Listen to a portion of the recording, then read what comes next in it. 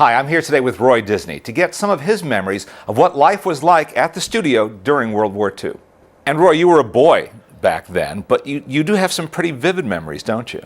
Yeah, I guess I was 11 when the war broke out, so I was in my young teens throughout the war, and I have some pretty distinct memories of coming on the lot and it's being filled with guys wearing uniforms and chain link fences here and there that kept studio employees out of certain areas, and walking up and down the halls and seeing a lot of artwork related to defense movies of one kind or another. The studio really was invaded in more ways than one, wasn't it? That's a good way to put it. Yeah, they were all over the place. And I understand there was even a naval commander billeted in Walt's office in a separate room here. I'm told that it was true. I wouldn't have met the guy, I'm sure, but apparently, of course, housing was, you have to look at the aerial pictures of the valley in those days to know that there was very little housing. Housing was going up like mad for Lockheed largely, but there was no place to stay, and so apparently some major or colonel or something got stuck in Walt's office and wouldn't leave. And who could blame him? It's right in the next room here. And there was, at that time, because I used to have meetings in there was a couple of low couches, very low, that would have certainly been good beds, and there was a bathroom and a little kitchenette, so it would have been a great apartment. I wonder if he went shopping and they wouldn't let him back in finally or something. It's a great story, though. I just got a picture of Walt at his own office door saying, "Let me back in." Did it feel different coming on the lot during that time? I was probably too young to try to figure that out, but I knew there was. Of course, we knew about the war. It was on the front page of the paper every day, and so you did think about it constantly. And I went to a military school, by the way. I went to Harvard School. And we were marching around wearing uniforms and carrying fake rifles and all that sort of thing. They kept the real rifles for the real soldiers. But do you remember then, either at school or here, any of the panic, the Pacific Coast panic about invasion or attack? Very much so. Of course, we're very close to Lockheed here, and Lockheed was turning out B-17s and P-38s. All during the war at the rate of about one a day, and every day there'd be the sound of airplanes coming over. P-38 squadrons were based at Lockheed, at Grand Central, which is where WED is now, and I think out at Van Nuys, and they used to every now and then to fly 4-6 in formation at 800 feet over our heads on some kind of patrol, and I do remember that famous night in, I guess it was 1942, when the Japanese supposedly were shelling Santa Monica. I was led to believe that I saw flashes in the sky off in that direction, but I'm not sure it's really true. That's what panic can do, can't it? Yeah, absolutely. Oh, and there were air raid wardens, and we had buckets of sand all over the place, and blackout curtains on the windows, and it was serious stuff. We didn't know, that Pearl Harbor was a pretty awful thing for Americans. I had, as it happened, been in Hawaii a couple of years before that with my mother and dad and with Walt and Lily and Diane. So we kind of, at least within our family, we knew what Pearl Harbor was and could imagine the horror. And you must have had friends whose fathers or brothers were in the service? I had a cousin who went in the Army. Actually, he was an animator, assistant animator here, and wound up in the film divisions in New Jersey, so he got lucky. But a very close friend of his became a pilot and was killed. Yes, and there were the gold stars in people's windows, or blue stars for people, sons in the service, all over our neighborhood. That's not something you easily forget, I imagine. You really don't. You kind of, I think, sort of put it away after a while, and you hope it never happens again. But did the studio change physically? Did you, besides the chain link fences, did you notice anything different about just being here? It was a lot more somber around here, and I suppose that was probably true across the country. And a lot of the guys who were, a lot of the fun characters when we were making entertainment films were gone in the Army. So there were a lot of younger guys and older guys in here who were basically trainees, I think, in animation and in just filmmaking in general. And a lot of them I didn't know. So the ones that I did know and knew me were they were having fun, but they didn't like. They'd rather go back to making another Snow White or something, you know. Sure. What about the filmmaking activities on the lot? Did you notice anything specific? I mean, obviously some of these things were restricted then, and were considered top secret. But did you see people working with models or with, you know, the kind of thing they normally didn't at the studio?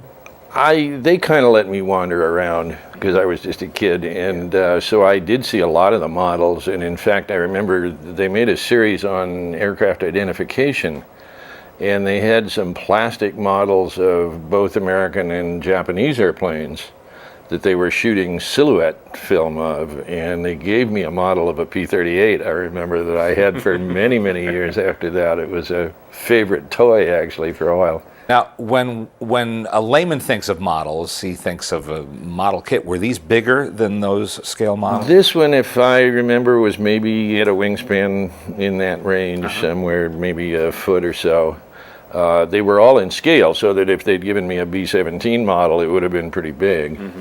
And they were just black plastic, and they photographed them against white so that they became silhouettes. Do you have any other specific thoughts that come to mind about seeing activity here at the studio? I remember going into projection rooms every now and then and being shown. Everybody knew I loved airplanes, so all the airplane stuff they showed me. And I do remember there was a commander here, a Navy guy named Thatcher, as I recall, and he was a pilot, and he had invented something, a tactic that they were using against the Japanese, called the Thatcher weave. And it was apparently, as best I recall it, it was if you could get two guys on the tail of an enemy airplane, the two airplanes learned to do this weave so that no matter where the prey went, he was in somebody's gun sights. And it was apparently a very, very effective means of air combat. And they got Walt to make an animated version of it to use as a training film. I remember seeing that one pretty clearly. Of course, a lot of the regular characters got involved in the war. You know, Mickey and Pluto and Donald and Goofy all got involved in wartime activities, some rather famously.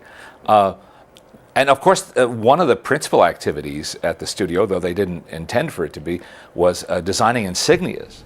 Yes, and that actually, I believe, had started even before the war.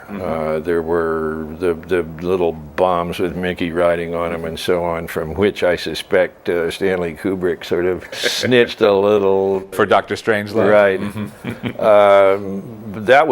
Those things were all over the place. They were in the halls, and I think there was a terrific lot of pride in those things that we had made up something for some unit somewhere, and they were all wearing it on their uniforms or on their airplanes or painting it on their bombs. Whatever. Well, that pride was justified. I mean, that was. Absolutely, yeah, and it really did. I think even to me, it sort of felt like, oh, that's a real contribution. You know, maybe even more than the film.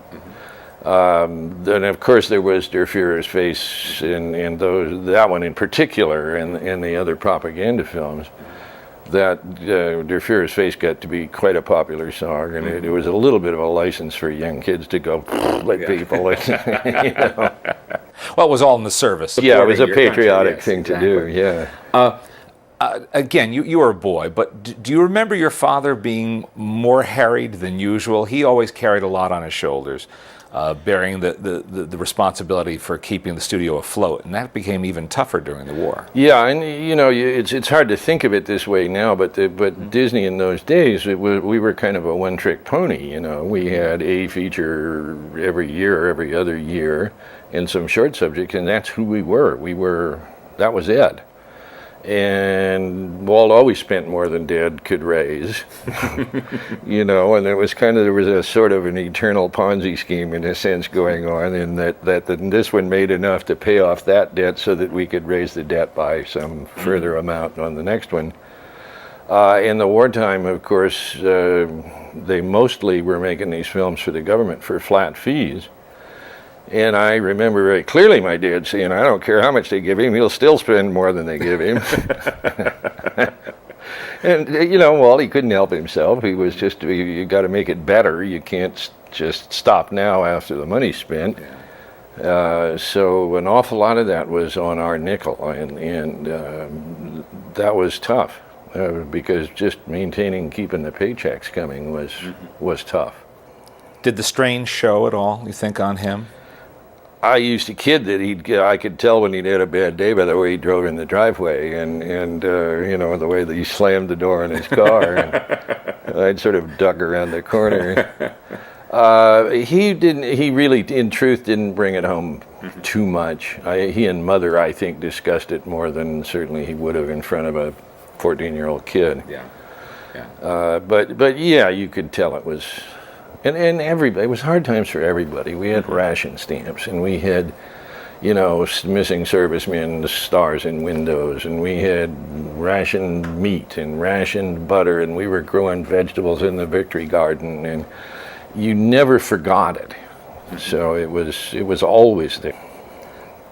In retrospect now, having seen some of these films, are there certain ones, either features or shorts, that stand out in your mind? You mentioned DeFuhrer's face. That's one of them. That certainly is, in terms of short subject, because there's the clearest memory. I have some really clear memories about Victory Through Air Power because we went as a family, Mother and Dad and me and Walt and Lily and Diane, all went to New York for the premiere of Victory Through Air Power. And this was, I guess, 1944, 45, thereabouts. And I remember having been on the set when Seversky was here and shooting the live action footage, because they used to bring me once in a while during shoots like that. And we all went and we stayed in some hotel near where the theater was in New York. And of course, that was long before there was air conditioning, and it was summer, and all the windows were open. There was wide open windows in the 40th floor of a hotel with little kids in the room. Can you imagine somebody doing that today? But Diane and I got together, and there was a big pad of hotel stationery, and we got crayons out, and we started writing, go see Victory Through Air Power at the such and such theater, opens today, or something like that, and forming these into paper gliders and throwing them out the window. And we thought this was a brilliant publicity campaign, that airplanes were coming out of the sky, advertising a movie about air power. Well, I've always wondered if anybody ever picked one of those things up. I don't think it's such a far-fetched idea for today either. You might consider doing it again. Yeah, right. Cover the town. Do you remember Seversky at all? Only as a figure sitting up there in an easy chair, kind of on the set. He had a bad limp, and I think he liked to sit down quite a bit. But I shook hands with him. And apparently, quite a colorful character. Quite a guy, and his achievements were pretty. And there were some great airplanes came out of his brain. He was a really, really brilliant aerodynamicist. Do you think the studio gained anything ultimately from its wartime experience when peace returned and everybody went through I'm sure the very difficult process of returning to whatever normal was? Do you think that there was something the studio carried along with it from those wartime years? Gosh, it's hard to say. It was I think probably in the end kind of a bitter memory because we had to stop doing what we were best at and do things that had to be done. And I'm sure everybody had as much fun as you could have doing them, but nonetheless, not really fun. And a lot of the personalities that were a part of the early days had gone off and served their country for some time, so there was kind of a homecoming when they came back, and that was good. But it took a long time to get back to normal because there were no pictures in the pipeline. We did those anthology films, Make Mine Music and Melody Time, and of course Saludos Amigos and Three Caballeros were made sort of towards the end of the war. And none of them really did a lot of business, and RKO, who is still our distributor then, kind of said enough with these anthology films. And getting something up and running that was really decent. Really, it was 1951 when Cinderella came out that we finally got back on track. Mm-hmm. And in fact, I've always thought that was the biggest turning point of all, because once we did get started, it was only 4 years later that Disneyland opened. So, you know, it really, when it did get momentum, it was pretty big. Mm-hmm. Of course, one result you could say is that the studio got a pretty extensive training in doing educational films, and that did become kind of a subsidiary business, didn't it? Well, that's true. That's true. We did. I think Walt had always kind of thought of himself a little bit as a teacher, mm-hmm. Although not on the overt way. Mm-hmm. And probably the True Life Adventures came a bit out of that impulse too. And the first one of those was, of course, 1948, so not long after the war. Mm-hmm. That was another attempt at being able to get something into the marketplace quickly. Yes, yes. And that spawned a whole business that mm-hmm. Lasted us for a long, long time. Mm-hmm. Certainly, there were lessons learned about how to make things clear to the audience. Mm-hmm.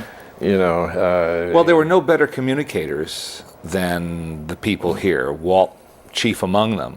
And I think that what you see in those World War II films is that skill being refined. And then it was used for so many other purposes in the years to follow. Yeah, there's a couple of famous pictures of Walt standing in front of a storyboard with some military guy, I think, and they're all up there. You know, pilots are always talk like this, and Walt's got the eyebrow up and the hands this way, and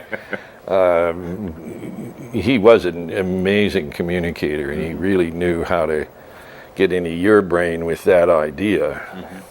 Some of these films haven't been seen since they were made, and some of them have been deliberately kept on the shelf because I think there was a feeling that they don't belong in general release anymore. They served their purpose then. What do you think people will gain from seeing them today? Well, I hope they just get a sense of the history of all of that. And those times were enormously different from the times we were living through today. We have our own, of course, perspectives on things today, and beliefs that are not necessarily going to be carried forward for another 50 years. But those times, it was necessary for Americans in particular to feel certain ways and to know certain things.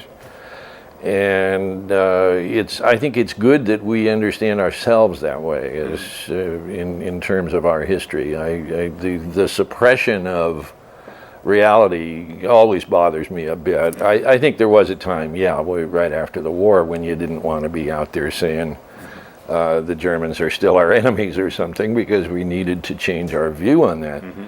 But on the other hand, at that time, it was kind of an imperative that we had some passion about what we were doing.